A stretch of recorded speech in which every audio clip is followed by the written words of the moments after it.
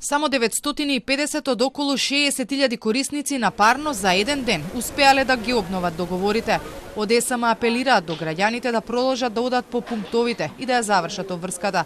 И денеска дел од нив уште од утринава дојдоа по нов договор. Повеќето беа повозрасни граѓани кои со лични карти и фактури чекаа да го потпишат новиот документ.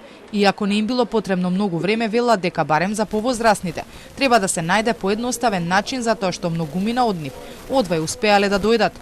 Треба лично да ги донесат по домовите. Ја имам индивидуална куќа приватно, што е со калориметри, со ова што да дојде да потпишеме ова што.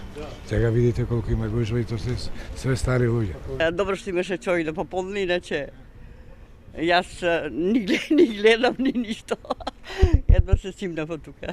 Некои не знаат, некои знаат и си правиме гужва, разбираш. Али брго си води, разбираш. Не е проблем.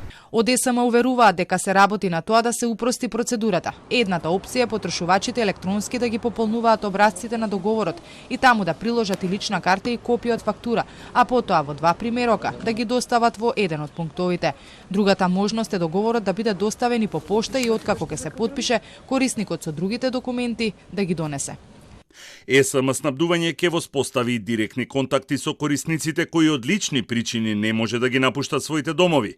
Ќе им овозможи договорот да го склучат во нивниот дом. Ќе се изнаоѓаат решенија и за други корисници кои во следниот период ќе бидат отсутни и за истите ќе се определи посебен термин за склучување на договорот, согласно нивните можности.